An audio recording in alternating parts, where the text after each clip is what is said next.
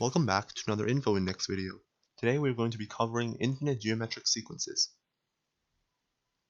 First of all, recall that a regular geometric sequence has a first term a1 and common ratio r.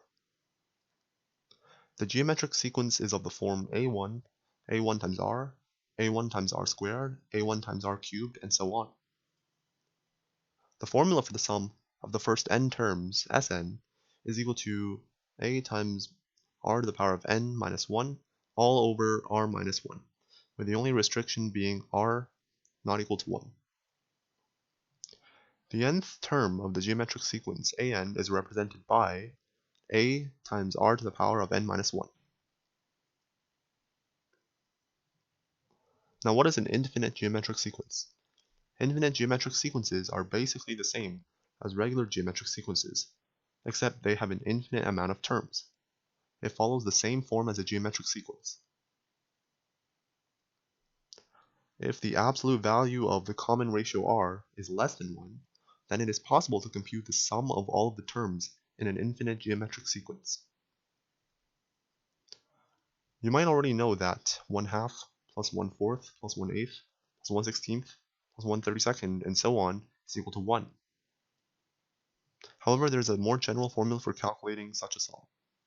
The sum of all of the terms in an infinite geometric sequence is a1 over 1 minus r, where a1 is the first term of the sequence and r is the common ratio. Note the restriction that the absolute value of r is less than 1. Now let's try a sample problem. Find the sum of a plus 2a squared plus 3a cubed plus 4a to the 4 plus 5a to the 5 if 0 less than a less than 1. Feel free to pause the video to try this on your own.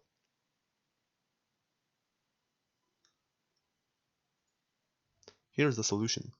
We first split up the terms to create infinite geometric sequences, which can be simplified using the formula from before. If we write the sequence like this, then we can now identify a bunch of infinite geometric sequences.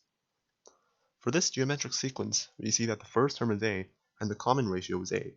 This is because if we take any term and divide it by the previous term, we will get a, no matter which term we do this on. Same goes for this sequence. The first term is a squared and the common ratio is a. This is because if we take any term, such as a cubed, divided by the previous term, a squared, we get a. This is the definition of geometric sequences. And obviously, each one of these geometric sequences have an infinite amount of terms. Because the common ratio for all of these sequences is a, and the problem states that 0 less than a less than 1, the formula that we discussed earlier can be applied. So here's what we get after applying it. You see that the value of this sum is equal to a over 1 minus a. The value for this sum is a squared over 1 minus a. For this sum, it is a cubed over 1 minus a, and so on. So now we have simplified the expression to be equal to a over 1 minus a plus a squared over 1 minus a plus a cubed over 1 minus a, and so on. There's an infinite amount of terms here. So we can see that this is another infinite geometric sequence, with the first term being a over 1 minus a and the common ratio being a. Because if we divide any term by its previous term, we get a. Also, the absolute value of the common ratio, which is a, again, is less than 1. So the formula can be used again. If we do this, the final answer is a over 1 minus a divided by 1 minus a, or a over 1 minus a squared. Now let's try another question.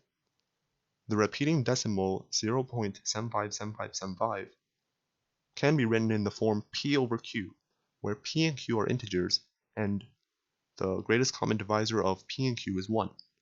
Find p plus q. Again, feel free to pause the video to try this on your own. In order to solve this question, we need to first write the decimal using powers of 10.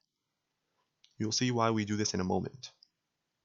So 0.757575, repeating, is equal to 7 times 10 to the negative 1 plus 5 times 10 to the negative 2 plus 7 times 10 to the negative 3, and so on. So now we group all the terms with 7 and group all the terms with 5 together to create two different infinite geometric sequences.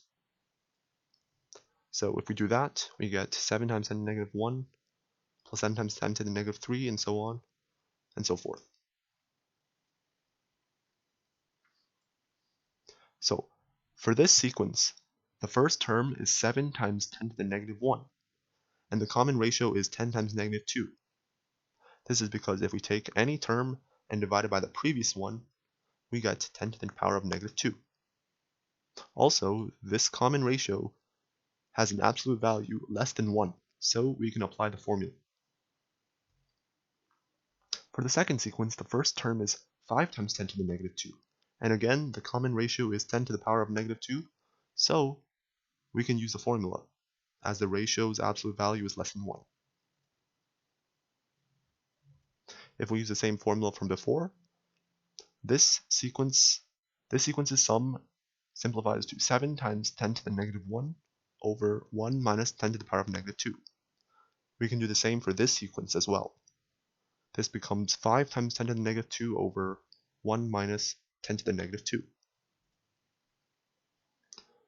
If we rewrite it in decimal form, this gives us 0.75 over 0.99. We can multiply the top and the bottom by 100 to get rid of the decimal points. So this fraction is now 75 over 99. We have two integers here, but we don't know if they are relatively prime.